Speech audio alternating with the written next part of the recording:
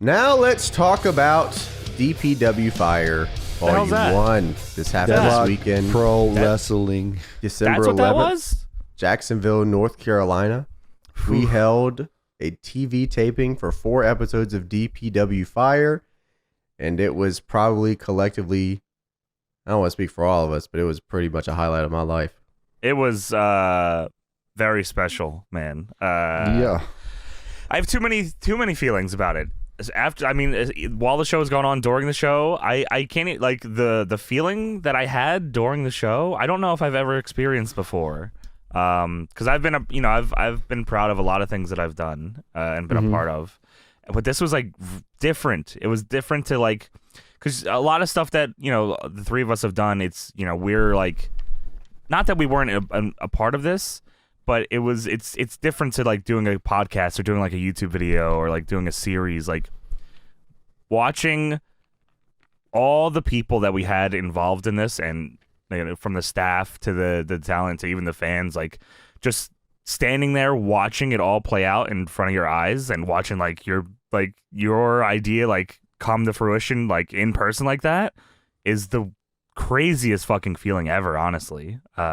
So weird. Yeah, and everybody was there to they were, like, so hyped to be there. Man. That was such a good feeling to talk to everybody, and, like, they're just excited to do this as we are. So, like, yeah, that was super cool. It's so cool, man. Like, it was so going into the show, I didn't know what to expect from the actual show itself. I trusted everyone we had. I just wasn't. At first, I didn't know what kind of crowd we'd have, because obviously it's a debut show. Who fucking knows, right? Is it going to be Deadlock boys, or is it going to be or is it like locals that kind of just want to hang out? But, like, man. So I don't want to give away too much, because the show has not obviously aired yet. There were the shows, and they're coming soon. Hopefully, Hopefully, I'm pretty sure this week we're gonna get episode 1 out, right? Yeah, that's the plan. Yeah. So if you haven't already, YouTube .deadlockpw.com, is that right? No, YouTube.deadlockpro.com. Deadlock Pro. Yes, sorry. YouTube.deadlockpro.com. You could also make the other one that too if you wanted to. Yeah, that's probably true. I should. Yeah. Yeah. That'll be this week. We'll have a closer idea to that very soon.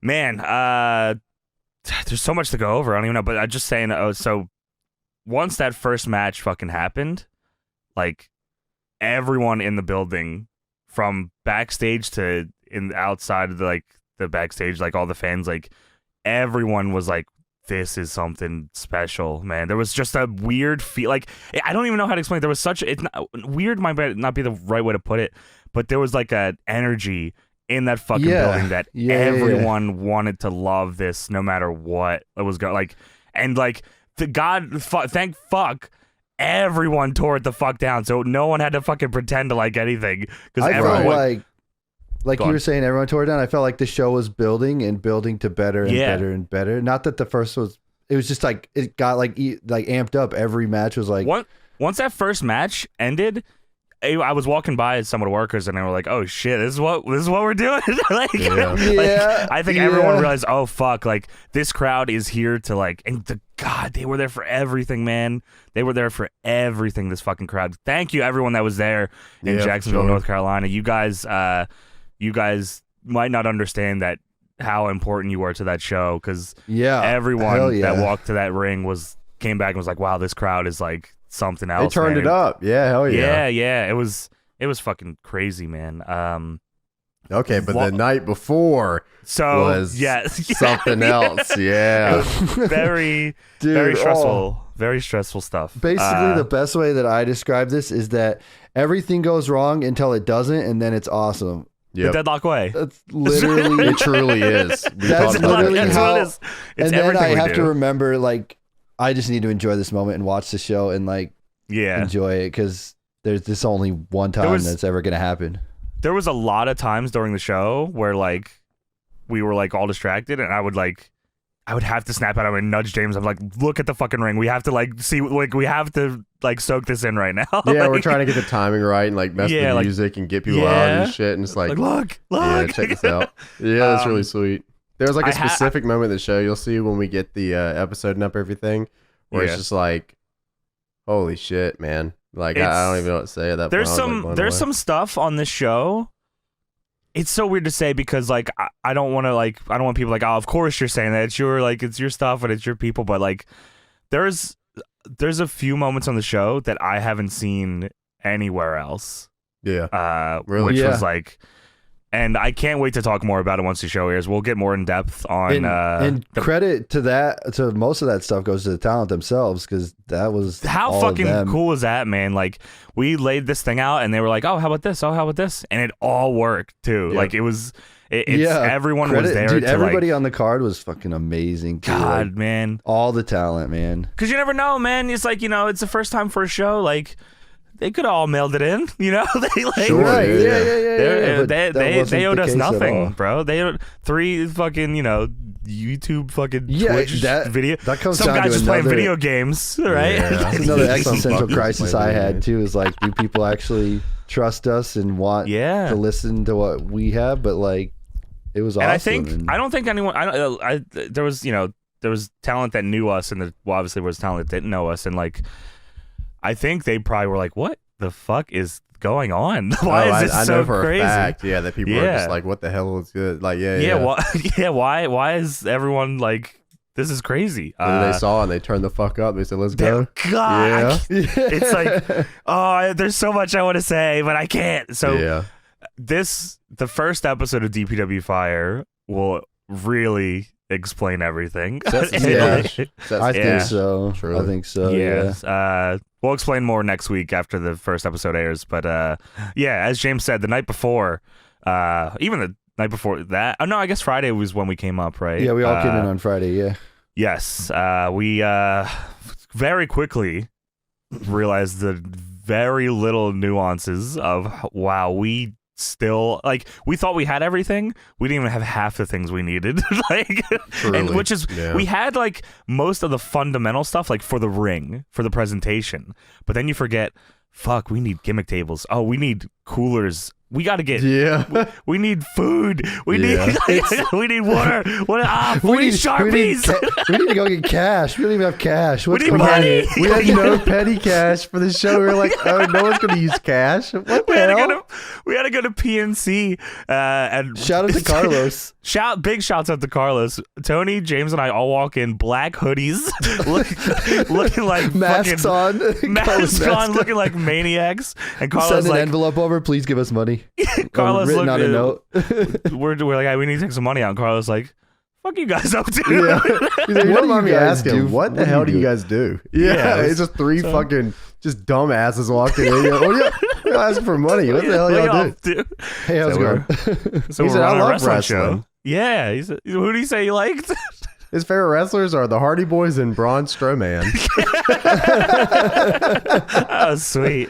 I used to watch wrestling back in the day. My favorite wrestlers are With the Braun. Hardy Boys and Braun Back in the Strowman. day, That's awesome. He asked for our shit though, so he might. God, if Carlos shows up in January, oh my god. Yeah, that'd be awesome. Shout out, bro. You should come out. Yeah, he's getting hit with a that's guitar awesome. in the ring. So yeah, we went out, bought a bunch of shit, lost so many hours trying to figure shit out. Dude. Yeah, it's just the nuances of like setting the show up. I believe like the talent was next level. They're gonna do whatever the fuck they do. The talent. Yeah. I'm nervous as fuck trying. Yeah, me and you, yeah. James, we were like, okay, the talent's gonna the show's gonna be fine, but me and you trying to get these fucking 8x10s was the. We went around town for 3 God. hours trying to get these 8x10s, man. It was just, oh my god, Dude, like, Shouts everyone out. trying to go to Yeah. fucking Chick-fil-A and us trying to get around. Oh my that god. And trying while to you get guys these were doing that, 8x10s. we were back at the house trying to set up the fucking truss the for truss, the entranceway. yeah. It looked fucking great, though. It came out great, man. The pipe and drape was clutch as hell. Yeah. Like, it really changed the atmosphere of the whole room, like real talk. Dude, And the speaking lights of the look pipe cool as and fuck. drape. Oh, when we no. get there- Oh, no. Luther comes up to me and he's like, hey, man, what do I change? And I'm like, oh, yeah, just go behind that curtain. You're good. And he goes back. He goes, these windows are wide open and there's fans standing outside waiting to come in the building. The spot where the wrestlers are, like the locker room, quote unquote, we had to pipe and drape to make a locker room. And it wasn't until Luther said something that we realized there's a gigantic window. It's the front of the building. Of windows. It's the front of the fucking I'm building. like, what are you talking about? We blocked it off. And then I looked at, oh, yeah, we don't have anything Which is to fix that. the weirdest part is most of the wrestlers did not care. Yeah, Like, whatever. They would have just changed there. They're like, whatever. But we thankfully got that blocked off after 2 hours of trying to figure We it had out. people running to Lowe's grabbing like blankets and tarps or whatever Big we could tarps find. and Yeah. stuff. Yeah. It was scuffed to all hell, but it worked. Yeah, hell yeah, we figured it out. It only took us an hour to get something up on that Yeah. damn window. Shouts out to Kevin. Is that who it was? Kevin Pierce? Yeah, Kevin Pierce, the senior referee. Fuck, that guy was such a gigantic help. The staff that we had. Shouts out to I don't have everyone's fucking names, but anyone that was there helping us on the show, you are fucking true Oh, yeah. heroes. Especially the ring crew, dude. That ring was like the fastest I've ever seen a ring ever go up, and They it were was so insane. That was fucking like, awesome. You could have asked them, hey, can you go on the roof of this building real quick and just wave a sign around? They were like, yeah, sure, I would do that. Like they Yeah. were down for anything, man. hesitation. Like, yeah, they were there to fucking help, and it God, man, shouts out to them. Yeah, Kevin Pierce came in clutch. We got him a little later He's than so the other good. referees because Yeah. we're like, damn, we need someone that's like a real. He fucking is like a senior referee. Yeah. He knows what the fuck. Yeah. And fucking, he put together everything, man. I was like, hey, I trust you 100%. You go out there, you tell the other referees what they're doing, what to do, and they all came together. Man, the referee group was incredible. That's what I mean. It's man. like it's so weird. Obviously I haven't been a part of a debut show before, so I don't know how they usually go, or if they're like if the camaraderie is always that way for shows like this. But like having so many people from so many different places, and it felt like even the ones that had no idea what the fuck was going on, everyone like felt like, hey, this is like pretty fucking cool, and they wanted it, like everyone wanted it to go like right, and like which is like even after like Luther was like, hey guys, like and Andrew Everett was like, a few people said like for a fucking first show, like it might be one of the best first shows we've ever been a part of, which is like, wow, what the fuck. Yeah, our production team said that too. Superjaw. Oh, Superjaw. Yeah, they were like, because they've done Shout a out lot to of those shit. guys. They did. Wow, they did fantastic. Their crew is so Yeah. helpful, man. Wow. Yeah. Yeah, they put us over too. They're like, we've done so many events, and like you guys did in one show, it takes forever for like just promotions to understand. You know what I mean? That's so weird. And I'll be honest, without the help of everybody like on that team it would've been for fucked. that day, there's no way. So yeah, No. dude, big Dude, shout out to everybody there. Everybody held their own, like from Jakob and all the people that were helping with the ring, just to like anybody that did anything at all. Yeah. Fuck, dude. Yeah, Great, like man. shout out the Creative Pro guys that came through. Like that was huge. Oh like, my God. Yeah, those guys are fucking cool as hell. Yeah, for sure. Big Shawn Michaels guys. Yeah, Except maybe we Skylar. Skylar, Bret Hart. Yeah, Skylar's Canadian, so yeah. Yeah, he has to Yeah, Bret see, Hart. It's my you like have default. to. It's, We also the night before had to set up the lights, which We had to was learn how to use fucking- DMX and like oh my cables God. and lights. shout and out like, to 16-year-old kids on YouTube telling us how to set up lights. Yeah, no. That comes in clutch. kids setting up DJ booths in the room. We're looking at it like, how do you strobe these We're things? reading these fucking- manuals, can't fucking figure it do out. that. Find some YouTube video. All right, let's go. Then Yeah. again, We ended up, working in. but like, God, those lights on the truss look so fucking cool, man. Yeah, it turned out perfect. Really. What a cool Yeah, setup. and then, even dude, Superjaw was like, man, you guys like, you got trusses. We were like, hell yeah, we got trusses, Yeah, motherfucker. that's huge. That's like it had to have that shit. Like they're like, some people don't even get that. I was like, yeah, man, we love. yeah, trusses. we had to. And Johnny, you were up there programming all the light combos and stuff. I was having fun. They were like, let's just play it safe. We'll just keep it orange. That's cool. Yeah, but the orange was it worked cool. out. No, Right, it was cool. We actually have a lighting guy for January, so it's yeah, gonna it's gonna be really cool. pretty fucking cool. I wrote down here John Boy and Billy. We Come on, didn't Woody Allen. What to my knowledge, 20 people didn't want free tickets. To my knowledge, John Boy and Billy don't fucking Oh. exist. Dude, I forgot to tell you. I did not tell you. John Boy and Billy got back to me, and they twice. I What? said so. Wait, okay, hold on. First, hold on. Let James explain. Okay, yeah, you explain this. what John Boy that and even Billy. is. Yes. So John Boy and Billy is a radio station in North Carolina, and we got up with a radio station to promote the tapings in Jacksonville. Yes. And like it was just promotion, and like we gave away free tickets and stuff too. Yes. But then like Tony and Johnny are asking me like, well, so what about the 20 people? And I have no idea. I have no idea. We were asking James like, did they do anything? Did they talk to you? No, like, I said, did they run what's the deal with anything?" this radio thing? And you're like, yeah, it's done. Like they did it. And I'm Yeah, like, what did they yeah. do? Yeah, it's over. Yep, Yeah, they did it. either 20 people show up or they don't. I don't know. You're like, They did it or they didn't. And this was after I asked you what the weather was like, and you said, yeah, it's either hot or cold. And I'm like, I cannot get a fucking answer from this guy. And that's what I said. I'm out of here. I can't do this anymore. But now that we were there, Tony, the answer to what's the weather like being it's hot or cold is 100% accurate. Yeah, because it's either freezing or hot. Yeah, there's other locals who are saying the same thing. They're like, in North Carolina, there's just two temperatures, hot and cold. Yeah, we could not figure out if this radio station said anything about our show or if anyone from the listening audience was coming. They usually give away 20 tickets and people don't take them, and they may show up or they may not. And I'm like, how do we know? If they say something about the radio, they won the tickets. So we were like, we should message them. So Tony messages them on Facebook, and I didn't know they got an answer. Yeah, well, they messaged me back Saturday at like 1 a.m. or something, and I said, do you have any more of those wrestling tickets? And they said, not sure which tickets you mean. I agree. Yes. That's awesome. I agree. Deadlock Pro is something. It's an e-fan. That's why. Yeah. Yeah, they don't believe it either. Oh, that's awesome. It says, no, we're not running an ad for your e-fan. Fuck you. I didn't know what it was, but that's awesome. So funny. Wow. Perfect. Thankfully, we got DPW shirts that came in the 2 days before the show. Shouts out to What a Maneuver for getting those done for us. Those are crazy. Those are good. I'm wearing one right now. They're nice. They're comfy and they look good. Dude. Yeah, I mean, we talked a little bit about the 8x10s, but me and Tony got stuck in a turnstile for like 45 minutes because people just want to go Chick-fil-A. Bro, these fucking... You know how hard it is? We go to a fucking... What's the first place we went to? Staples. They don't do 8x10s. Yeah, you could go to Target. They don't do 8x10s. Walmart. Yeah, we don't do 8x10s. I was shocked that Walmart Why do none of these places do 8x10s? You know how... Why do none of these places do photos? Why do none of these places do photos and then tell me to go to another place that also doesn't do photos? Fuck you, man. And what was the last place? Where did you actually get them from? Walgreens. Walgreens. Oh, my God. Shout out my dude that gave us the 50% discount, too. That was awesome. Yeah, use code SpongeBob. I use code Frosty50. Frosty50 was the code. That's our next show name, Frosty50. And then he goes, how much was it? 50% off? All right. I think he just put in like a discount code with his manager key. Yeah, he was like, what's that, 50% off? Yeah. Okay. Yeah. My man. 75, actually. Yeah, Frosty 100, actually, buddy. So we get to the building. By the way, for those of you in the DPW tier, I have some footage of all this various things that I'm gonna edit and put up on the Patreon as a little exclusive for you guys. Yeah, for sure. Not a lot. Tony, I think you might have a couple things from the show that I might take from you. Yeah, for sure.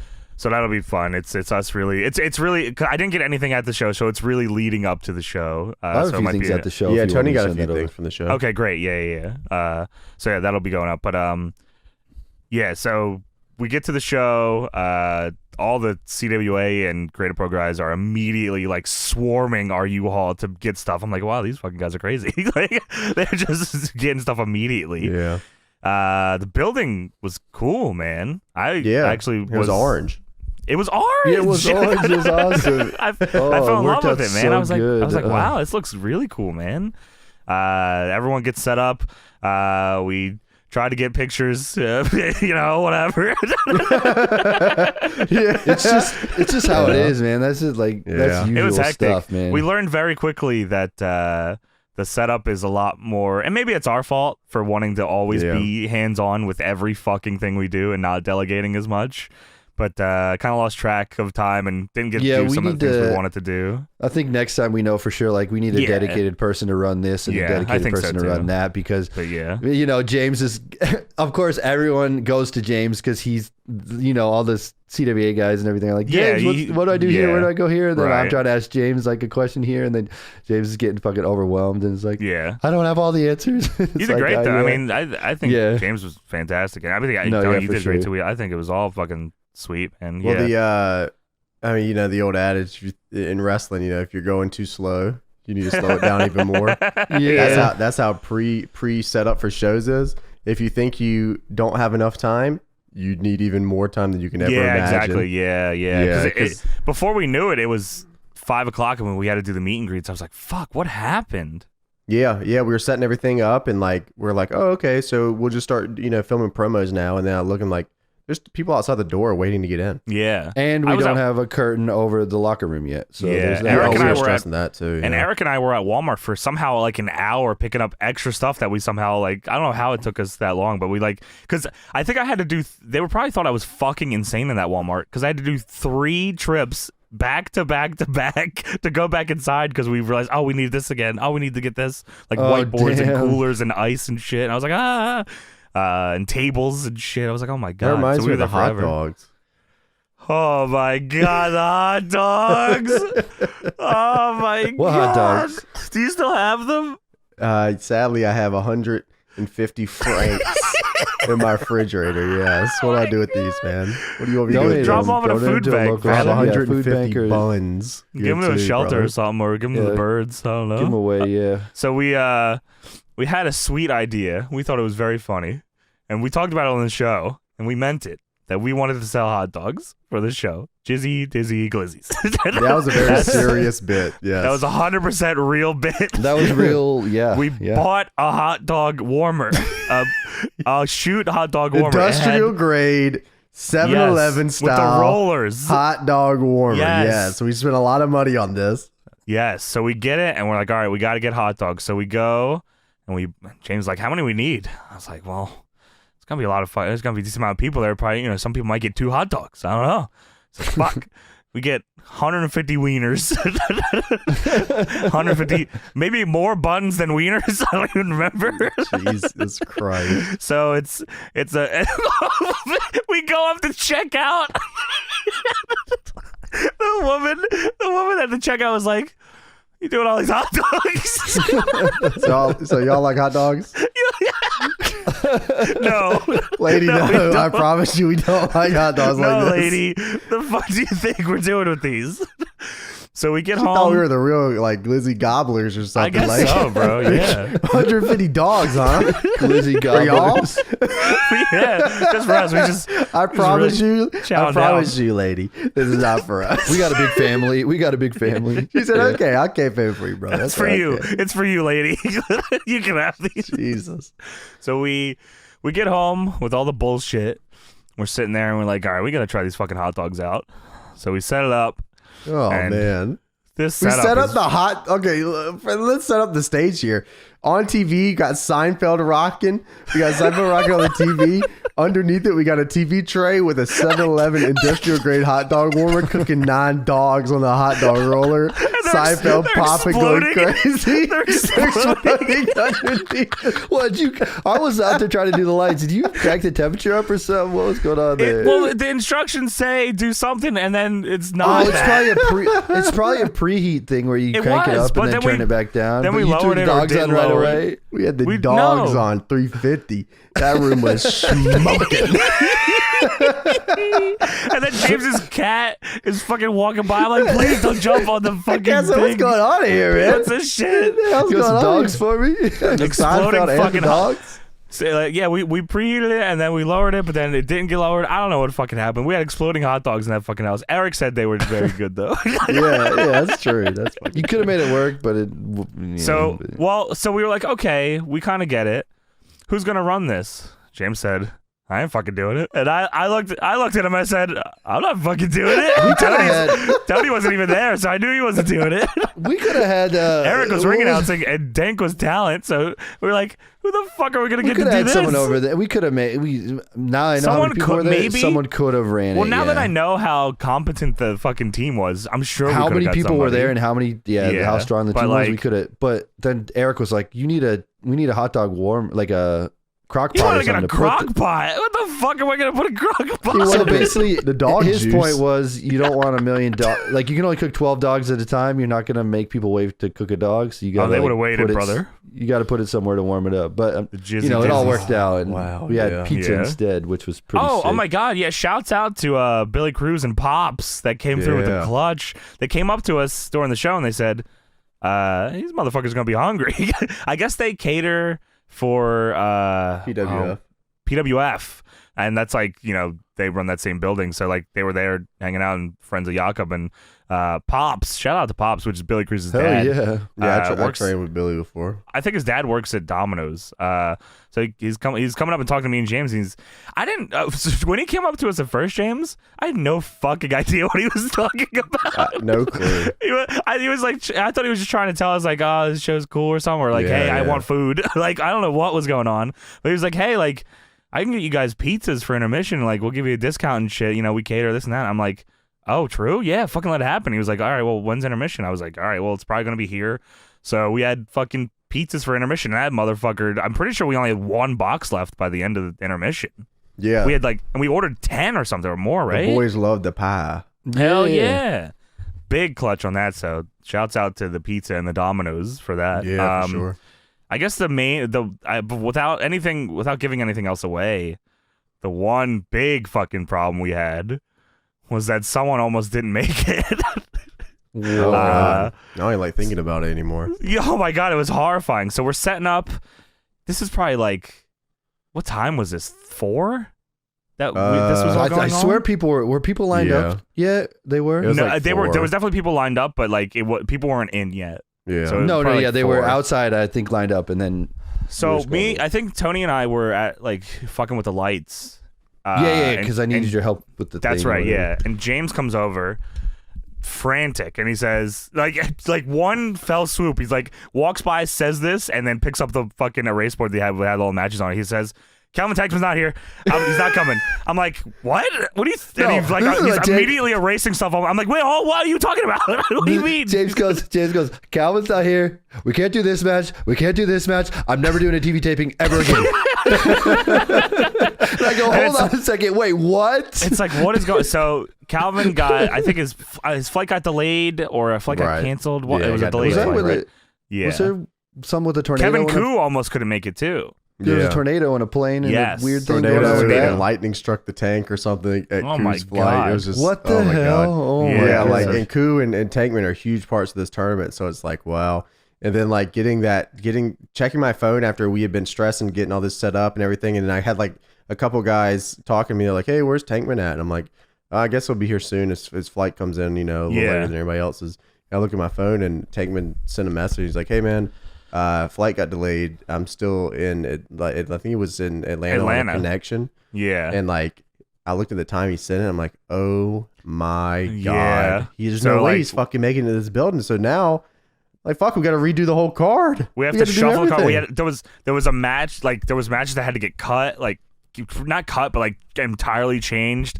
Like the tournament had to change because Calvin was in the tournament, so like we were having you're in and you're out and you do this and people had to there was fourth wall. There was matches being called in the ring that we had to run up and say, hey, that match isn't happening, so stop what you're doing and do this instead. So they're starting to put together new matches. And I'm like, all right, whatever, we just had to do. And what we changed it to would have still been fine now that I know, like, how the show went. Sure. But, I mean, the show wouldn't have been as good without Tankman. I mean, that's just fucking true. No way. He was so fucking good. So new matches are being called. We're, like, working on the lights and shit. And then all of a sudden, I hear at ring everyone popping. I look back, I'm like, what is going on? Fucking Calvin Tankman walks up to everybody out of nowhere while everyone's calling the match and says, hey, how's it going? Yeah, he literally says, hey, how's it going? I was like, oh my God, we're like, Tankman, what the fuck? He ended up saying that he didn't even know that the plane was taking off, like it just took off. So he was it's just in the air hotel. He was like, so shit, crazy. So like he couldn't even send a message because he didn't even know. That kind of sucks too, because like he's in the air and he can't really text you. Sure, like, oh yeah, I'm on the way. You know what I mean? But when Tankman showed up, it was like, okay, we're good, man. It's fuck. I don't like thinking about that anymore. That was so stressful. Bro, what if he would have flown into Raleigh or something? Like we had a book to fly into Raleigh. Oh like my God. Flew into, oh my God, yeah. Wow, but that hey, how's it going was the greatest thing ever. It was so fucking sweet. So yeah, there's a lot more that we'll talk about as the episodes air, but man, that was what a special fucking night, man. By the end, by the end of that show, we were all just kind of like, like it was adrenaline, but it was also like emotion. Like it was like everyone was happy and like everyone was coming up to us after the show and like saying how much they fucking love the show, which is like such a weird feeling because we had no idea what the I didn't know how expectations were or how the crowd would be. Again, I can't thank the crowd enough that was there.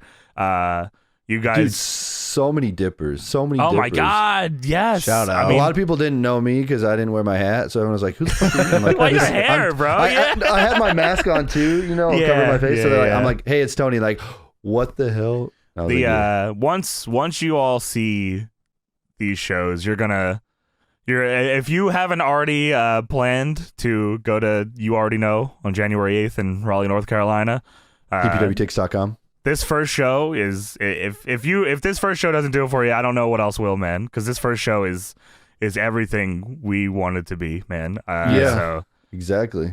Please check it out. It's coming out. So episode 1 of DPW Fire will be out this week. YouTube.deadlockpro.com. Go subscribe. And we need 4,000 hours watch, please. Thank you. Get to watching. Please get that watch time up, brother. Thank you. All right, now it's time to get into WWE ECW from August 15th, 2006. No, it's not that one. The Tribe of Extreme. It's not that one. The bodies hit the... it is that one. The Tribe of Extreme is here. Whatever Heyman says. Yeah, that's what that sounds just like it. Actually, yeah, good job. Hey, let's go. We're the Tribe of Extreme. Now, before we get into this WWE ECW episode, which was main evented by Rob Van Dam versus Sabu in a ladder match. Versus Kurt Angle. Sure. Versus Kurt Angle. They got me on the clickbait. Let's explain. We got clickbaited. Yeah, that's also true. We were looking for... We wanted to review an ECW show from this time just because it was interesting last time. And we were looking around. We saw this fucking show. And the main event of the show looks sweet. RVD, Sabu, and Kurt in a ladder match? Oh, my God. Little did we know. But you'll find that out very soon. Now, this is from F4W's newsletter. So this is Brian Alvarez. For some reason, once again, no Observer notes for 2006, just F4W. F4W number 580 from August 6th. So this is the week before. Yes. A couple of notes here. Okay. Kurt Angle lost to RVD on the June 27th show and then was suspended for 30 days due to issues with prescription pain medication. Oh, okay. So, of course, this is around the time period. Probably not the beginning. Where Kurt Angle was having trouble with pills, and then he would go on to join TNA, I believe, at the end of this year. It doesn't even wait. I'm pretty sure it's the end of 2006. It's October, I think, is when he starts, right? Whoa. Mm-hmm. Yeah. That's pretty crazy to think about, actually. Yeah, it is. Regarding Bobby Lashley and Great Khali, which I had to write down. That's all those names. I would click on a title that says that today. Yeah, me too. So both underwent a second test last week, and it was determined that their liver enzyme levels were back to normal. So they're both back in action. The elevated liver enzymes. Yes. That was around the time of the first Punjabi prison match, which we have watched on our Patreon. When they just had to get them out of that, it wasn't even like the right people? Wasn't that what's going on? Yeah. No, it was them. I mean, they had that issue, but like the first Punjabi prison was supposed to be Taker and Khali, and then the first Punjabi prison is that up. Because Khali had the elevated liver enzymes, right? Yes. Him and Lashley did too. I think somebody else maybe like Super Crazy or something like that did too. I'm not sure. WWE sources are adamant that Matt Hardy has been suspended for 30 days, which means his staph infection claim from last week is mostly bullshit. There is no word on what Hardy was suspended for. What? Only that he has been suspended. Huh. That's weird. A lot of guys were getting suspended at this time. WWE is really starting to crack down on a lot of stuff. Do you think that was also... So. I mean, I guess maybe we shouldn't theorize, Yeah, I'm not going to theorize about it, but sure. There was a lot going on at that point. Yeah. For some reason, Alvarez just wrote Tatanka down. Oh no! Fuck! Tatanka down. They wanted Tanaka. They got Tatanka. Tatanka down. What's he said, down for? That's right. The Native American warrior will also be taken off the road due to failing a drug test. Damn, I don't know why he wrote it like that. Tatanka down. Not Tatanka, bro. Tatanka down. What do you think Tatanka's getting into? Down. Downers. Tatanka downers. We have some more here. Marine, which stars John Cena and hits theaters this fall, is rated PG-13. We're told that this one was considered the worst of the two already produced films, the other ones being Canes See No Evil. Hey, hold on now. That movie's sweet. He said Canes See No Evil was better. Come on. Oh, good. Okay, true. So good here. Absolutely. We have some more here. The Observer reported this week that TSN actually canceled WWE programming earlier this year after the live sex deal with Edge and Lita. No way. Where they showed her boobies. They go on to say here, they got talked into rescinding, but then canceled it for good following the DX deal, where Triple H and Candice Michelle were supposedly getting oral sex during a barbecue skit. Yeah, that was awesome. That was sweet. So it was Triple H's fault. Those two segments were like near each other, because I vividly remember both of them. Yeah, I guess so. Oh wow. The Candice Michelle one is fucking weird. I still don't like. They didn't have to do that one, really. There's no reason to do it. It was just a DX thing, yeah. We need to get the spot in where I come. Fitz said okay. There's another line here. Gabe Sapolsky is reportedly high on Takeshi Morishima and would like to bring him in as a regular in 2007. Ooh, Gabe Sapolsky's high, and he's also been suspended for 30 days.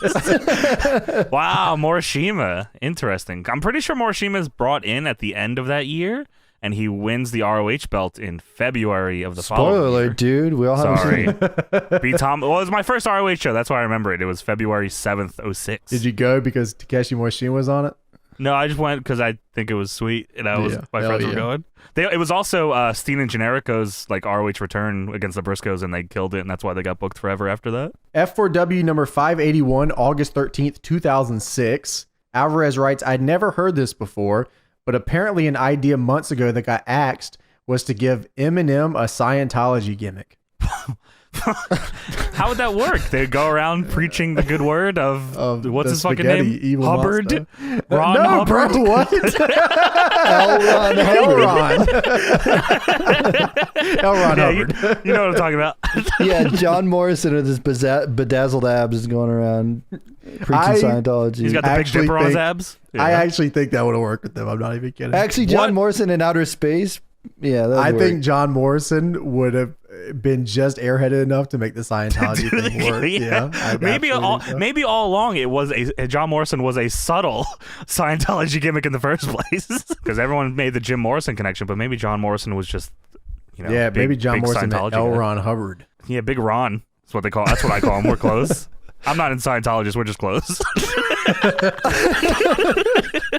Okay. RVD returned from his 30-day suspension on Saturday. No. Before about 2,500 fans, and was nearly put right back out of action.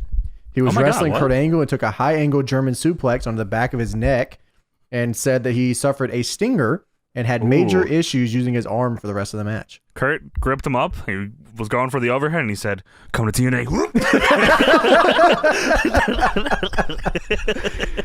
There was more notes here. After the live ECW show went off the air at the Hammerstein, Batista and Big Show, who were hated, decided to give an extra special fuck you to the crowd. They teased going at it again, and then broke into huge smiles, hugged, and flipped off the fans. Wow. The place was going nuts and began pelting the ring with garbage. And amazingly, some fan got footage of this and posted it on YouTube, but WWE took it down. Oh, son of a... That is also a match we watched on our Patreon. Sadly, didn't get that footage, though. Sting will be hosting Praise the Lord on the God channel in late September, and his guest will be Lex Luger. That's it. I don't know what to say to that. That's pretty funny. What's the God channel? That's where Sting's at with Lex Luger. Is that channel like 2? For those wondering why there may never be any TNA news on the F4W newsletter, here's some... I hate TNA. Here's some ground-breaking scoops from TNA's own website. Despite the heat and humidity in Orlando, many TNA stars, including Williams, drink coffee throughout the day.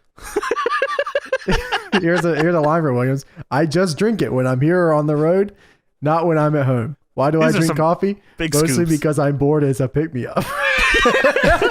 Here's another one. Who's Williams? Is Angelina? Doug Williams. Doug Williams.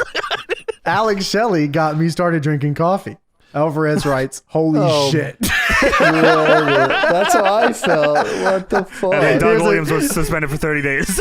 Those are the scoops. Here's another scoop for the TNA website here. From the Munchies department, Sorelda had a sweet tooth for chocolate chip cookies. Kevin Nash dined at Waffle House before arriving at the Impact Zone. Brian Alvarez wrote, "Wow," in all caps. Wow.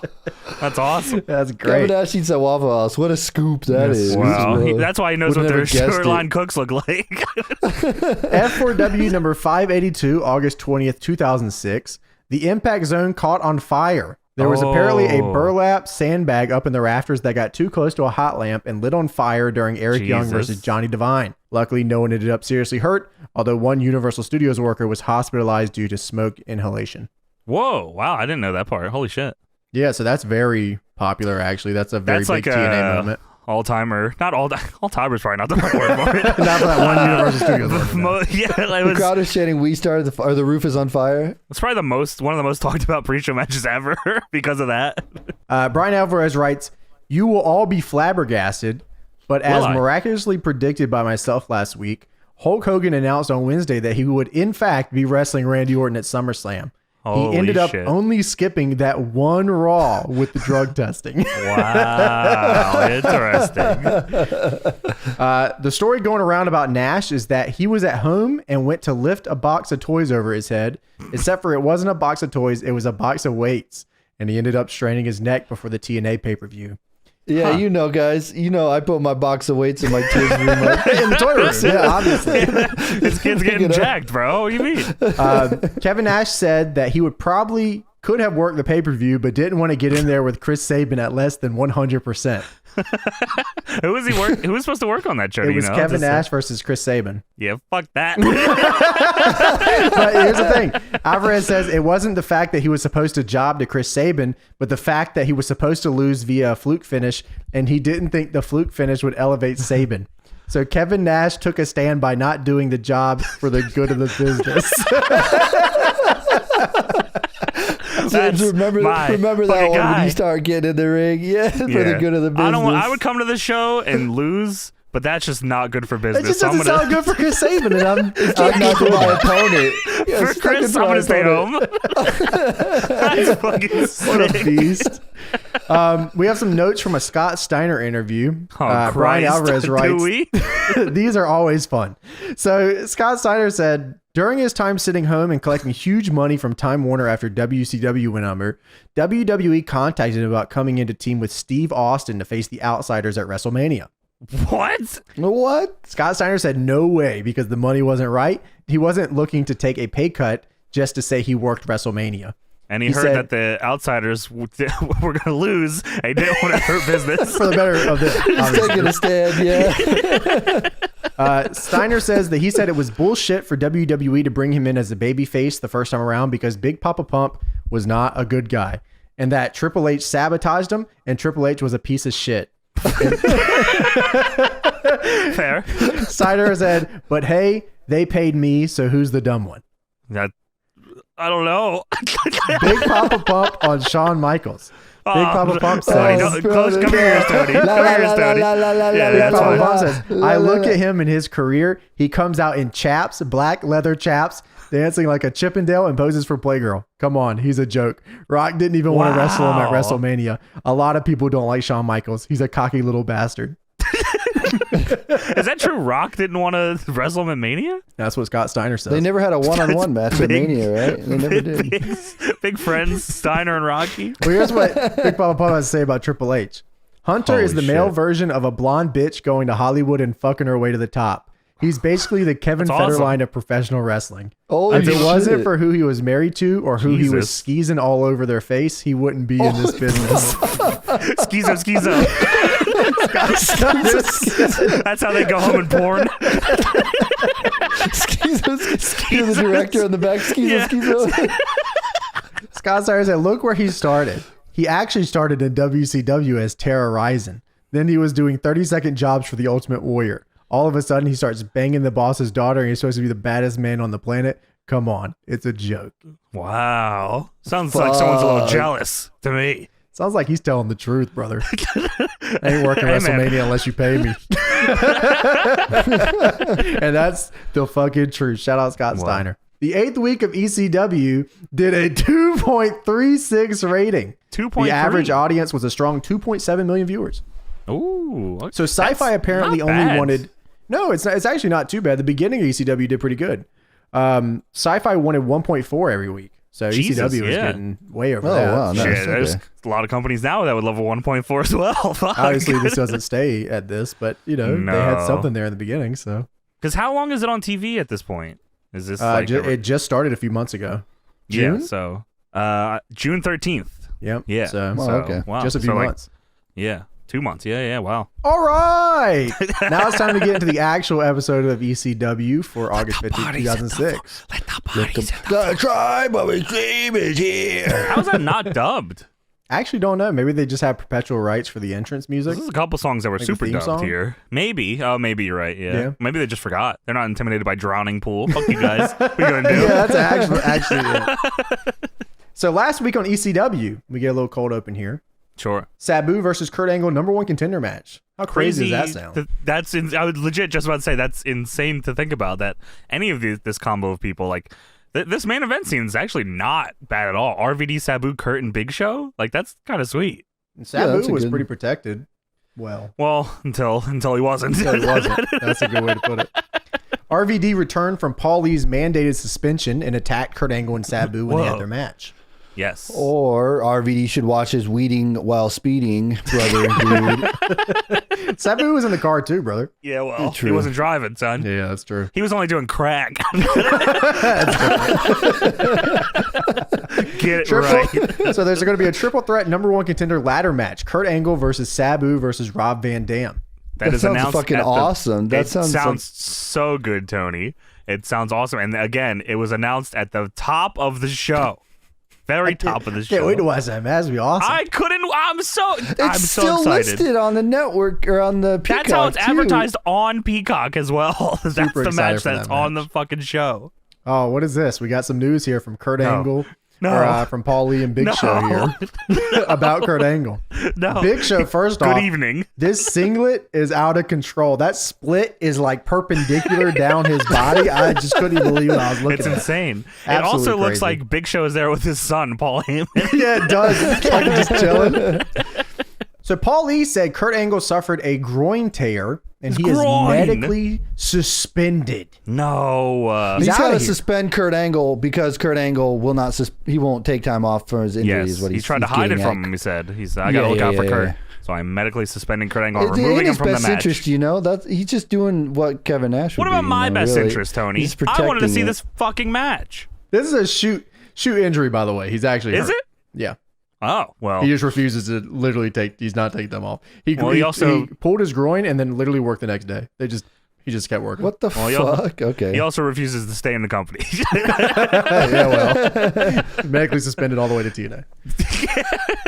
Yes. So Paul Lee says tonight will not feature Kurt Angle anymore. It would just be Sabu versus Rob Van Dam in a ladder match. Which is fantastic. Honestly. I actually think you didn't tell these guys because that match, we'll talk about that match, but I'm pretty sure no one told them. If I start now, I'm not stopping. So we got. Yeah, we'll get there. Then we get, of course. At the floor. Let the bodies at the floor. I love this shit, man. Me too, bro. Shit. It's actually a sweet intro. Yeah, it's a great intro. Yeah. So we go straight from that to the Mick Foley Town Hall. I like that. I'm guessing it was on purpose, but they still use the ECW theme after that. Like when they do the sweeping shot of the crowd, it's like bodies and then the ECW song. So I don't know. I imagine that wasn't dubbed, right? That was right. Yeah, you're right. But yes, Mick Foley.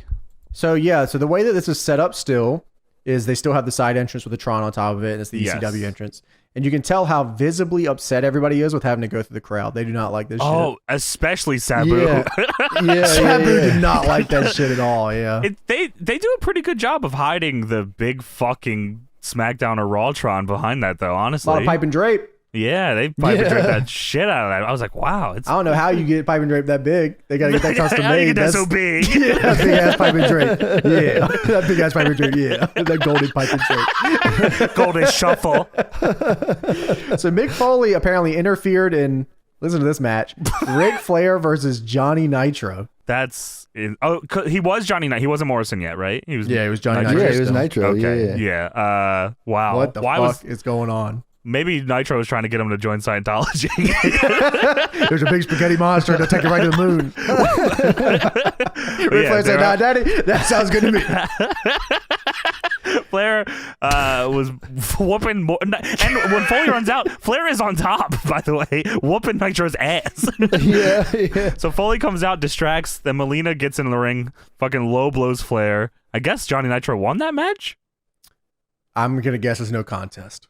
I can only hope. Yeah. So Melina ends up low blowing Ric Flair. Yes. And then Foley beat the shit out of Flair. Holy shit. Threw him into the stairs, whooped his ass. Yeah, it was good. So we cut back. Foley says that he told Rick to come to ECW tonight, but he said no. I'm not Word going. has it that Rick declined the invitation. Now, I don't... Why would he not want to come to this show? I can only imagine the reasons. Mick Foley says he can't say Flair has no guts because he challenged the hardcore legend to an I Quit match. You got to have guts, right? Sure. Mick Foley says Flair said that Foley wasn't anything until he accidentally fell off the Hell in a Cell. That's such a great fucking line. He said, I don't remember accidentally falling. I remember being thrown off by The Undertaker. So why did you fall off the cell like that? Imagine a timeline where that's actually what happened. Like, they were going to do that. Tripped? But Foley, fell, tripped and fell off. Like video game style, and then he bounces in the air. He runs off. Well, that's what Flair saw. I think that would have that'd be like 100 Irish whips, and then they just teeter and they don't go, and then he just runs again and he actually falls off. I think it would have changed a lot of people's lives forever. It probably would have changed Foley's life. I'm sure he would have hit the table if he tripped and fell off. He would have died, I think. Yeah. What the fuck? He lands on JR. For the love of mankind. Help.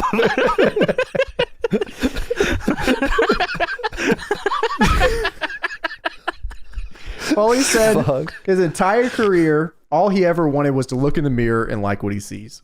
Yeah, I never have had that feeling. I'm degraded every day of my life. Sucks. Foley said after their match, he will be beat up, he will be bloody, but when he looks in that mirror, he will like what he sees.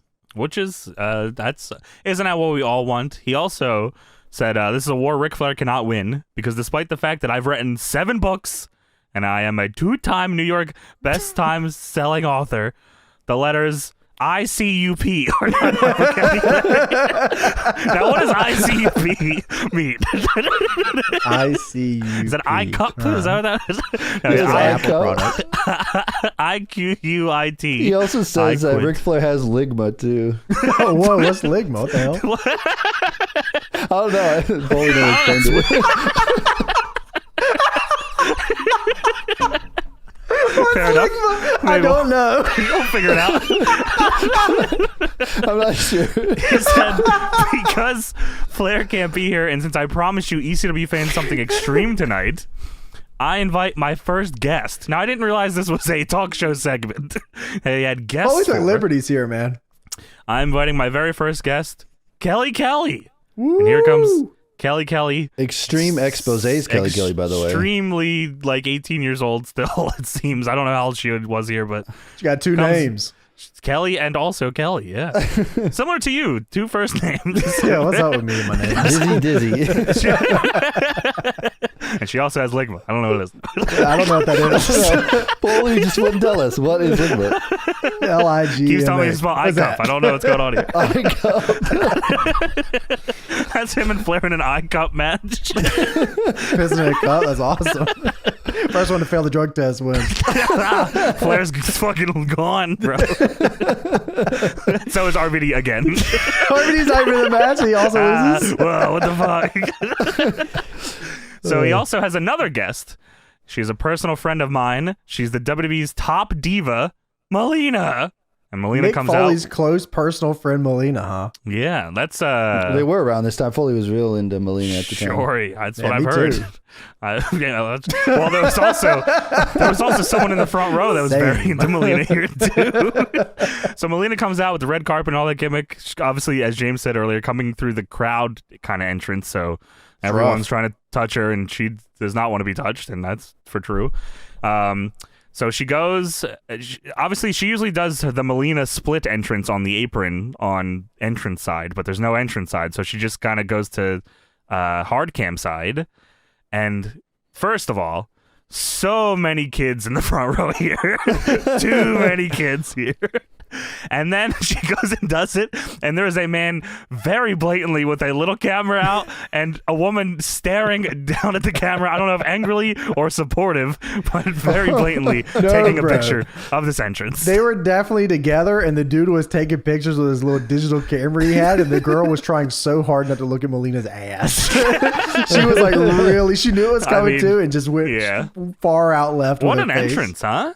That shit was awesome, bro. That's at the top, I'd have to say. Yeah, dude. Melina was so cool. She was sweet, yeah. She's a great wrestler. Super into Scientology, apparently. Damn it. Mick Foley, they get him in the ring, and Mick Foley's just like, you know what? ECW original match. Let's have a 3-way dance. Oh, and I'm very confused. I'm like, and then I slowly but surely realize what is happening here. Do it now. They fucking hit some music, and then the three of them start dancing. And well, two of them start dancing, and Mick Foley is also there. He turns into Dude Love. No, he fucking doesn't. That's the problem, Tony. No Dude Love music. He's wearing Mick Foley Cactus Jack outfit. He does Dude Love dance, though. He does fuck that. Fuck the hands that. on the knees? You can't do that. I bet you couldn't do that. This is weird as shit. And it goes on for what feels like too damn long, too. I felt like it was a rib at some point. Yeah, it was. They just kept going. Yeah. The lights are going crazy. They're dancing. Because Flair just stood back there and said, I'll let him keep going. Yeah. Also, Kelly never knew how to dance either. I remember her talking on like a documentary or something. I don't remember where I saw it. But they signed her and if said, you hey, go be a watch dancer. the show every week, you'd probably know that. Yeah, she didn't know how to dance. So that was went great. on for a decent amount of time. What was this was obviously dubbed. What did you say the original song was, James? The Pussycat Dolls. Ah. They said none of that shit. Wish your girlfriend was hot like me. Don't you? Is that a Pussycat Dolls song? I think that was Charlie's Angels. Oh, that's true. I thought it was Ligma. What? What does that mean? That's Ligma. Group. So Ric Flair's music hits. I kind of like forgot what was going on here. So Ric Flair's music hits, and he's like viciously running to the ring. I'm like, wow, he really wants to dance. They don't have a match coming up at SummerSlam. Flair's music hits, and Taz says, what the hell? So Ric Flair comes to the ring and straight up low blows Mick. Just immediately. Straight up lion cocks Mick Foley. It's awesome. Just double low blow. Then they go to the floor. Flair throws Foley into the stairs, and Foley takes the most Foley bump over these stairs that he could. That's what I wrote too. Like literally Holy just knees shit. first, bam, flip bump over the fucking gimmick. I was like, wow, Sounded that's great. crazy. Yeah. He then takes his belt off and starts whipping Mick Foley with it. He choked him with it first, and he said, bump that. I'll whip him with it. And he starts bleeding from the mouth, hangs him off the turnbuckle. What is going on here? Flair grabs a mic, and a kid in the crowd goes, "You suck." And Flair goes, kiss my ass.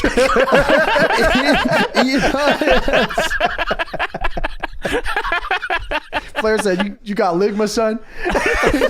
Ligma. Spot cup. I don't know either. he said, do you quit? You better learn how to quit. And Taz on commentary calls him Rick Foley. As Rick Foley brought out Rick Flair. I don't know, bro. Yeah, I now remember they had this match at TNA too. It's a cage match, I'm pretty sure. Yeah. Crazy to think about. Fuckers. So CM Punk is in action tonight. It shows footage of his debut against Just Incredible.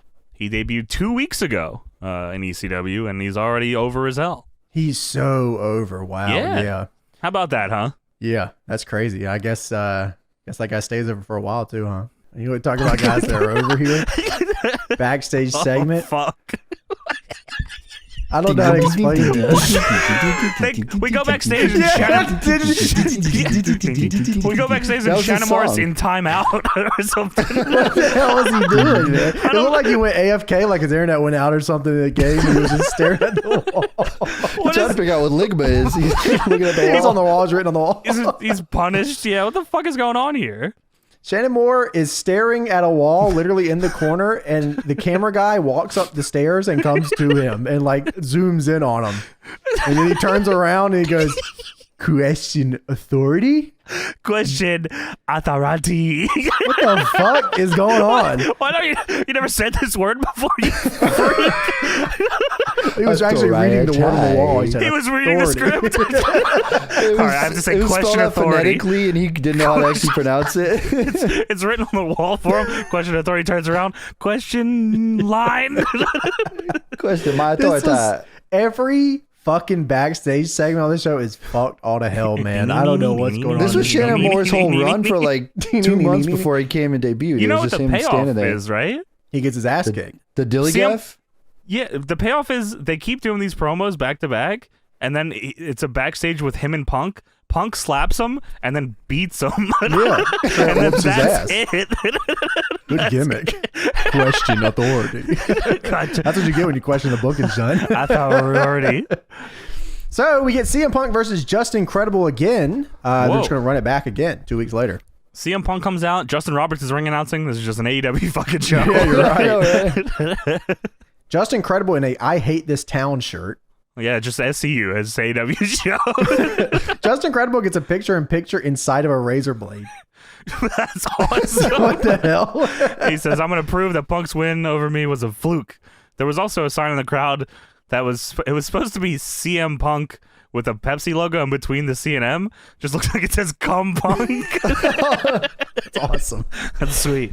So, from what I remember about Punk versus Credible and the Hammerstein, sure, I remember that being pretty good. Like, yeah, it was Punk, it was good, but it was good. And it was what happened here. It's not his debut anymore, and he doesn't care. Yeah, I don't know what happened here. I mean, this is in Washington. I don't remember Washington being like a big indie or ROH town. So the fact that Punk is over here is pretty telling. Dude, there was an ROH chant in the match. Yeah, that's why I was like, wow, why is there an ROH chant here? Yeah. So Punk does the Joe boot scrape in the corner. That was awesome. Cool. The face washes into the running boot scrape. Yeah, it was cool. Yeah, that looked awesome. Justin Credible took a 2 count off a snapmare and a kick to the back. I don't know really what's going on in this match. Punk did what do you call it when like you're on the second and jump backwards with like a splash? Is there a name for that? It's just a he went all the way to the top. He went was that top? From the floor to the top rope. He did that in AEW here recently too. I don't know the name of it, but I just called it a springboard leaping crossbody. Sure, he does that, but Justin Credible takes a knee and Punk gets fucking gut busted. I thought that looked cool as hell. That did look really good. Yeah. Justin Credible locked in an abdominal stretch and sits in it for a minute. Taz said Credible's working on the mid cage. ROH. I think Joey says mid cage. Yeah. What the hell are you talking about? Rib cage, brother. Come on, you're ripping me. Justin Credible then hits some fucked up spinning face buster thing. I don't know what the hell. Because I described it as a DDT. I thought it was a tornado DDT where he lands on his knees. I don't know what this was. It was more like a face buster. Now I can't describe. Yeah, he lands like they lost. It's fucked. Yeah, there's no impact to the move at all. No. Just before that, Justin Credible reversed all of Punk's like combos and moves, and then he was talking his kicks and stuff. Right? I wrote down this match is not going too great. It's Credible goes for a suplex, but Punk gets behind him, launches him in the corner, hits the knee in the corner, hits a roundhouse, Uranagi, and a kind of ice. He sold the knee and the kick to the head like fucking death, and so did commentary, which was cool. And then the vice was all she wrote. When does Punk start using the GTS? For his first run, it was the Anaconda Vice is how he won most of his stuff, right? That's what I thought. Yeah. Does he must use it in ECW because he has it in SVR08, and I'm pretty sure he's still in ECW in that. Well, we get an RVD video package. Whoa. Everyone's favorite wrestler and mine, Rob Van Dam. He's the best. Said by Rob Van Dam. But it is true. He's not wrong. We go backstage. RVD is sitting on top of a ladder that it pans from the bottom of the ladder to the top. I was like, oh, ladder, true. And I was like, wait, RVD, true. What the hell is going on backstage in this company? Everyone's got their spot, bro. Shannon Moore's still standing, staring at a wall right now. Shannon Moore had the pinhead type gear, too. I forgot about that. So RVD talks about becoming the ECW heavyweight champion and how he wants to be the ECW heavyweight champion once again. Yeah. He said, last time I was in a ladder match was at WrestleMania for a chance at a championship. I won that match. Then I became the ECW heavyweight champion. And then I got high, and then I got high, and then I got high. No, he was just waiting 30 days for his opportunity. Oh, of course. Oh, he's cashing in. Money in the Bank is stipulations. You have to wait 30 days. He waited 30 days, and now he's here. And now he's going to beat Sabu. They beat 30 title matches. Simply wait 30 days. Oh, perfect. All right. That's what every website tells me. We go backstage. Rene Dupree is taking promo shots. What the fuck? So I was reading in the F4W thing. I didn't mention anything, but I think this is the first time that they show Rene Dupree in ECW. Okay. He says, I'm going to show everyone I'm the most hardcore wrestler to ever step in an ECW ring, and he's there with his hair and his cock out. He looks great. He looks great. Dog Fifi. No Fifi. Yeah, Fifi not extreme. But just before that, by the way, they did a thing where they like show like the outside of the arena, and Joey Styles thanked us for watching ECW. And then Joey says, can we get an ECW extremist elected? And Taz says, like who? And Joey Styles like I feel like he wasn't expecting a question, so he kind of laughs and he says, "What about Balls Mahoney?" He says, "Senator Balls." Senator Balls. They do it like 700 more times on the show. If I fucking hear ECW extremist one more time, everybody dies. I swear to God, that's their name, man. Fuck it, sucks. Just call me originals. Fuck it, man. Branded, bro. Brand this. We got Lil Guido and Tony Mamaluke versus Test and Mike Knox. FBI come out to their WCW music, which I love. Was that what that was? Yo, Test and Mike Knox come out to their WCW music too. That's awesome. I love this shit. This was the most dubbed I've ever heard anything on any WWE thing before. This fucking FBI They said entrance. Dub it and then fuck it up. They said, all right, we got you on make that. It seem like there's no one here that is talking or anything. Fuck it. Yeah, it was so fucked. Both of the back of the FBI's jackets say, forget about it. That's awesome. I can't believe they got these guys in there and go, yeah, just fucking lose a test might not. Yeah, man, god damn it. What the fuck, man? Like, it's funny because like there was so many ECW gimmicks that everybody remembers and loves and stuff. And they're like, yeah, why don't you just fucking lose right now, bitch? And we're gonna dub your music later, bitch. Get a Mike Knox. Guido starts with Mike Knox and he tries to go for a flying crossbody. Knox catches him and hits a Uranagi backbreaker. Fucking tilt-a-whirl his ass into hell. Go to hell. Tess hits 2 backbreakers into a big sidewalk slam for a 2 that I think Tony Mamaluke had to break up. Yes, I think so too. They talk about WWE 24/7 during this match as well. They're advertising that. Did either of you have that? My friend had it, and whenever I went to his house, I just saw the roundtable stuff. I thought that was on-demand stuff, right? 24/7 on demand. Yeah, like you could go on like Direct TV and stuff. I don't know. Did you have to subscribe to that to get there, or could you go and buy individual things? No, it was a subscription channel. Okay, that's okay. I thought it was like Direct TV. Oh yeah, but it only had 10 things on it though. So like there wasn't a lot of options. Weird. No, yeah. There was not a lot of options at all. If Legends Wrestling Roundtable was one of them, they would have like usually some ECW thing, probably hosted by fucking Taz. They'd have like a pay-per-view based off of what month is going on, or what, if it was in August, they'd have like a SummerSlam on there that you could watch or something. How long was that around for before like WWE 24/7? I think it ended 2011, right? It was around like, was that just when the network dropped? Oh, it says November 2nd, 2004. Wow, what the fuck? November 2nd, 2004 until January 31st, 2014. Oh, okay, wow. 10 years that fucking thing was on for? Wow. Shout out. Yeah, wow, okay. It says 24/7 On Demand was 04 to 08, and then 24/7 Classics On Demand was 08 to 09. That was also 2 different names that it used. Then they had the Monday Night War on there. I remember when Smoky Mountain was on there, people were making a big deal about that. I remember that. Oh, yeah. And then obviously the network became a fucking thing. It's just interesting to see like how, because I don't remember. I wonder how like there wasn't many other things like that at the time. Like I think Howard Stern had a fucking on-demand thing at the time, but I don't know how many others had one exclusively for their own company. Test got You Can't Wrestle chance. If Test didn't change his finish to the TKO, it wouldn't have happened this way. Yeah, that's true. Should have done the TKO looked pretty good here, though. It looked good, but man, when you see that fucker throw that big boot, that should be it. Yeah, he fucking kills Guido with it. Holy shit, does he kill him with it, bro? Guido awesome. or Nunzio? Which one? They're arguing on commentary over it. They're arguing on commentary. Commentary didn't know. It's fucking Tess hits Guido. the TKO on Tony Mamaluke, and the way that he did the cutter, he literally spiked his head in the ground. It actually looked fantastic. Yeah, he just pulled him down. Yeah. If it was like I said, if it was anyone else doing it, I wouldn't have cared. It's just Tess. I love that fucking big boot so much. No, it's not. That's KO. Fucking hell. So Tommy Dreamer and Sandman come in the ring after the match. Test and Mike Knox weren't even beating up FBI. They came out to make a save that no one was no one was doing anything. Well, they clear the ring.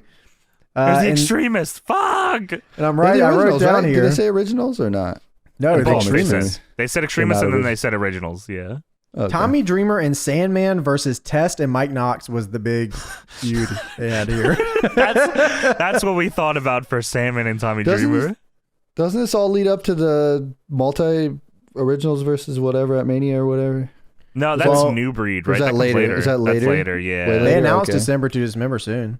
Yeah. Oh, brother. Yeah, the New Breed thing I think is a year or so after this, and then it's like a 3-minute Mania match. That's when they have Don't Question My Heart, right? When they moved to that theme, they have the New Breed and stuff. Maybe, yeah, I think so. So. Sandman's face in everything that we've watched for him in this era is just fucked. He's just that one photo that James posts all the time. That's from that one fucking battle royal or the Cena Sabu match, right? All the time, every time. It's that place. Up. Sandman goes to swing the cane at the Mike Knox, Test, and Kelly on the outside, and almost fucking clobbers Kelly to the point where she is visibly shaken.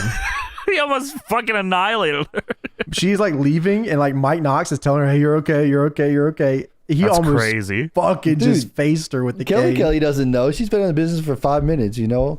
He's been there 5 years. He's been there for 5 years. Oh, brother. I wasn't going there, actually. Okay, whatever. Cool. So it shows the picture for Sabu versus RVD tonight. Anyway, we're skipping this part. No, we need to talk about this. We have to talk about this. I just wanted to mention real quick. They made the renders VHS quality, which I always thought was kind of cool. They did, you're right. Sabu video package. Man. Suicidal, homicidal, genocidal. Yeah, that's a good and video I'm Sabu, package. and I'm gonna have a match tonight, and I'm also really excited, and I'm gonna be the champion, and I'm number one contender, and I'm gonna beat the Big Show. I might have looked away or something, but it was like a hype video, and then it like paused on Sabu's face, and I thought it was like the end part of the hype video because it was like the weird VHS effect, and I thought it was the end of, and it paused for so long. I was like, what's going on? It pauses, and then it's like you think it's a freeze frame, but it's Sabu, and he says, "I'm Sabu." Dude, it was like I knew it was coming because I was like, he said suicidal, homicidal, genocide. I said, that sounds like Sabu. And he said, "I'm Sabu." I said, "Oh no." It stopped and then it showed his face. He said, "And I'm going to beat the Big Show at SummerSlam. I'm going to beat Rob Van Dam tonight. And I'm going to pay my taxes tomorrow." I said, "No."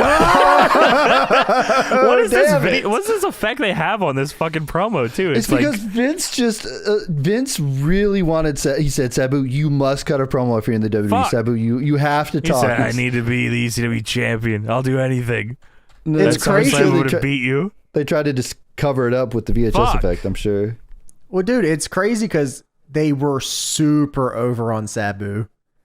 Hell, he was crazy, motherfucker. Vince loved Sabu, but for some reason, his version of Sabu talked in his brain. For some reason, I think Vince's version of everyone talks in his brain. That's why insane. A lot of people don't work out. Like you said, Sabu is awesome. Love this guy. Fucking crazy worker, good look.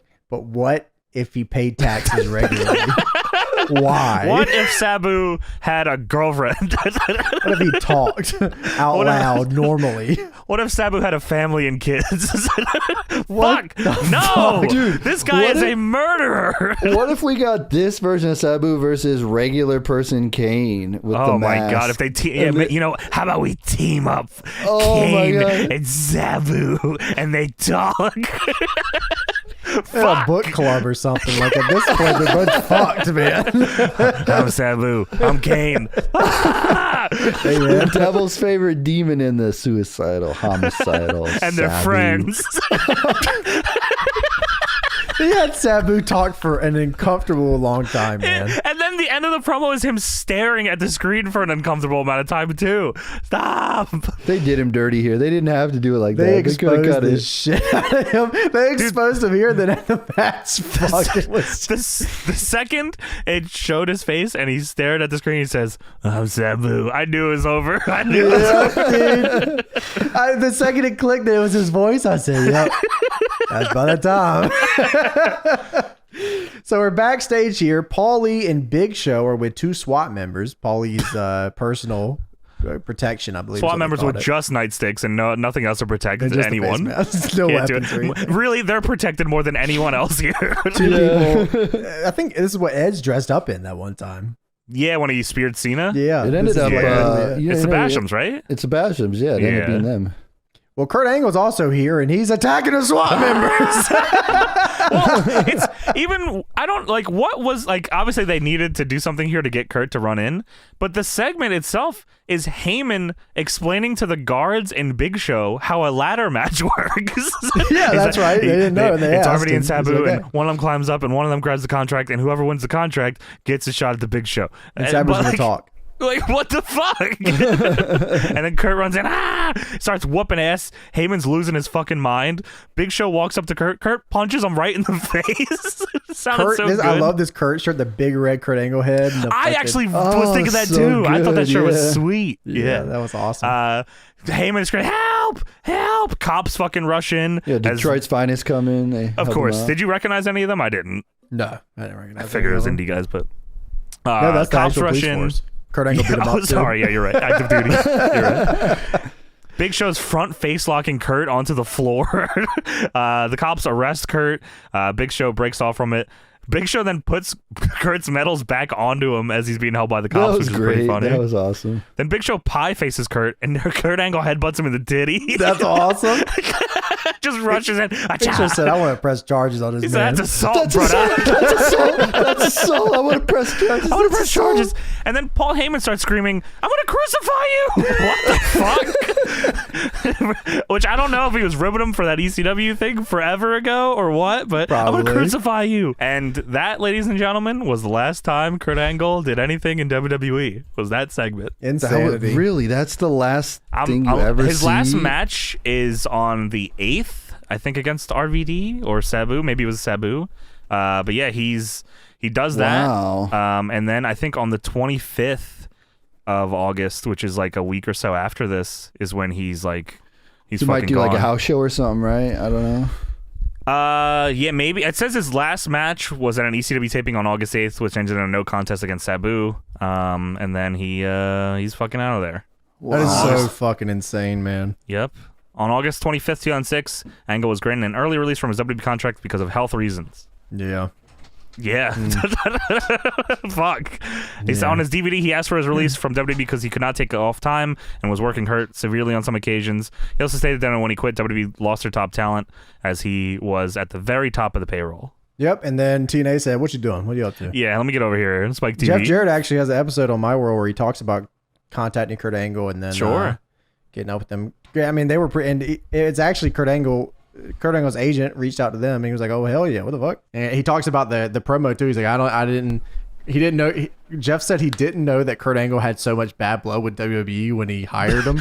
And they told him to sit down and just talk for his debut promo, because you remember his promo was like, your gold medal's not worth what he said, something like a cup of coffee or something like that. Yeah, sure, yeah. Fuck you, fuck your WWE, fuck you. Jeff said, "Damn." Jeff was like, Jeff said, "I don't know. Should we hear that?" He's like, "Go ahead, let it rip." Yeah, whatever. So that's a pretty interesting story. It's crazy, man. Like, you would think that like there would be a bigger deal about Kurt being like his last thing in WWE, and it was just him being arrested. At least he had one of the Big Show's titties. That's pretty true, and he gets crucified or something.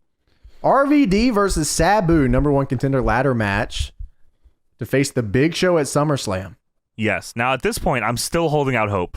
I'm like, okay, Kurt's going to break these cuffs. He's going to come out here and he's going to be in the match somehow. I thought the same thing. Yeah, I was like, I know, Kurt. They will not do this. Kurt's going to be in this match. I can't wait. Fuck. Fucking fuck. He actually goes to jail. He goes to jail. Yeah, there's a sign in the crowd that says, "RVD, sell me a sack." Now, I am unfamiliar with with drugs and the sort, what would a sack be?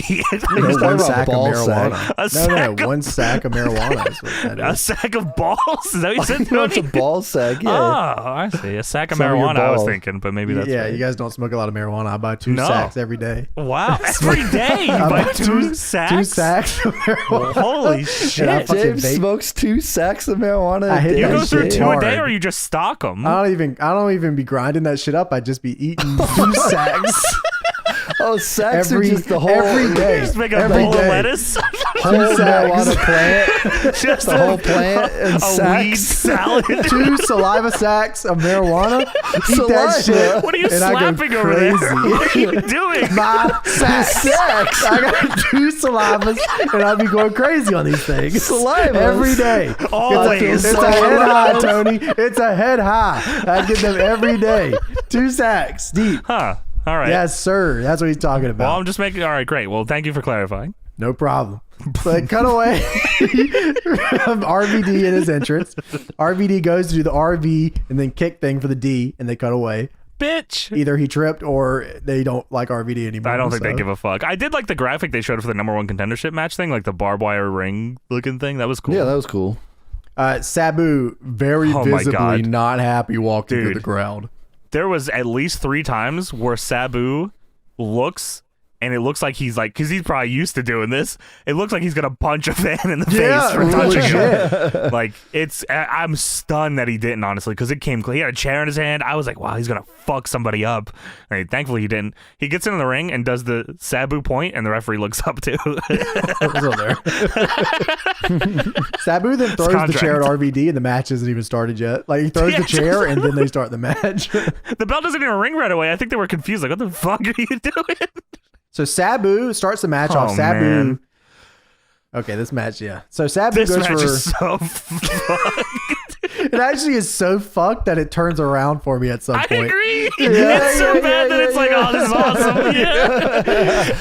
Sabu, this reminds me of the match we watch at Hayabusa and Jinsei Sasaki where I was like, oh Just shit, so this is fucked. Wait a minute, no, this is awesome.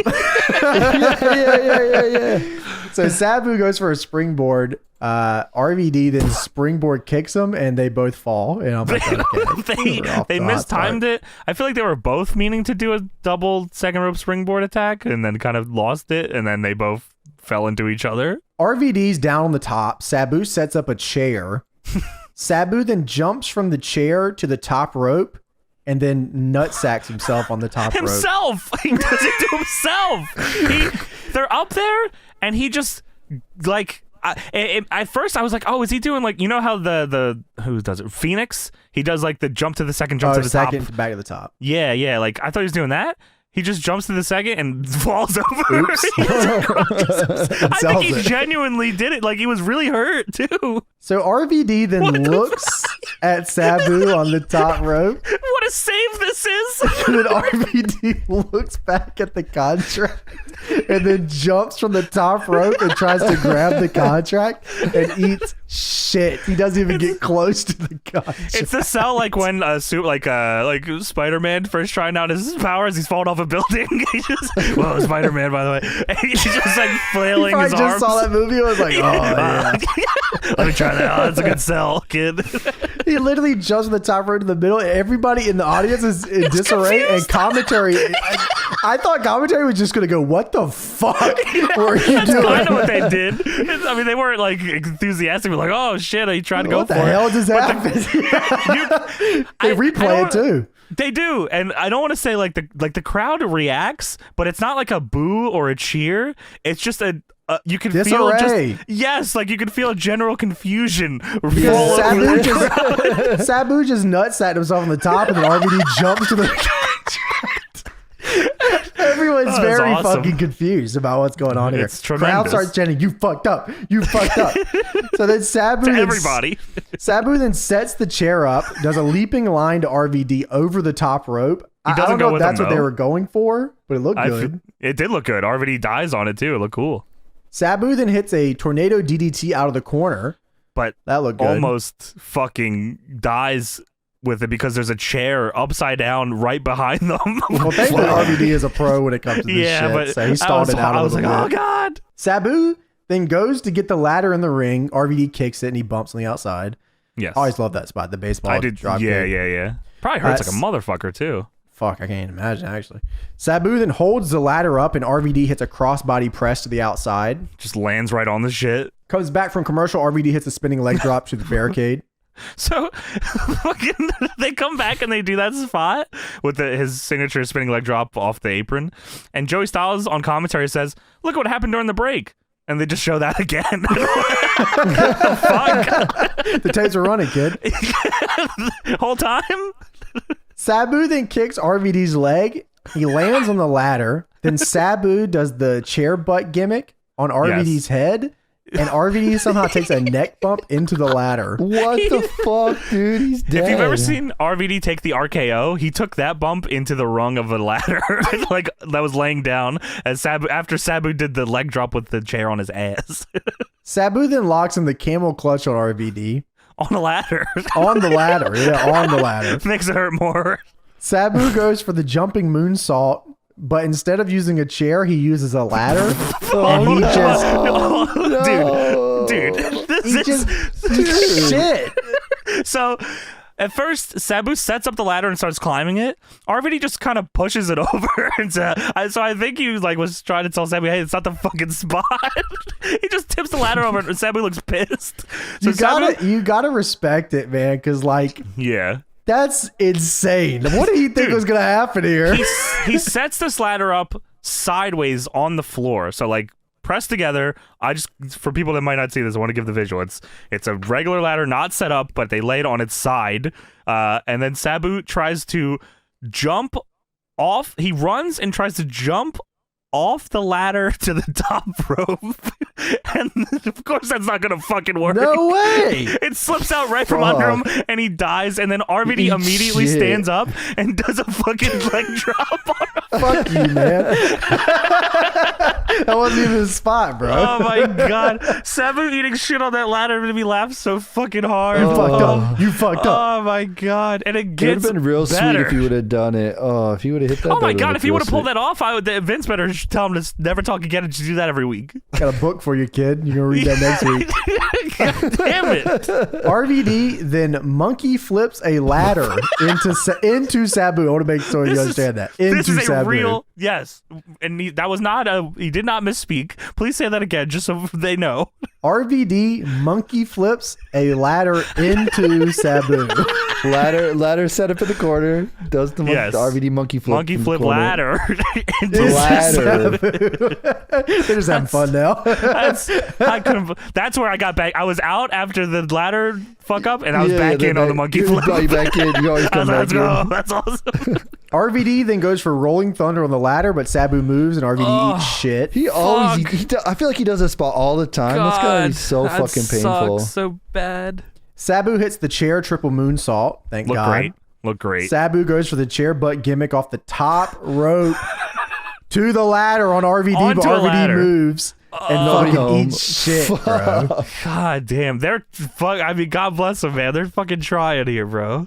And then RVD tries to climb. Sabu pulls him off and then throws the fucking ladder at him. Fuck you, man. He just dumps the ladder on him. They're pissed off at each other at this point. RVD hits the 5-star frog splash here and goes so vertical that he almost gets lost in the camera angle. I thought, because it looked like it was a way different kind of 5-star. It was up instead of out, and it was crazy. Yeah, it was like a fucking rocket. I was like, holy shit.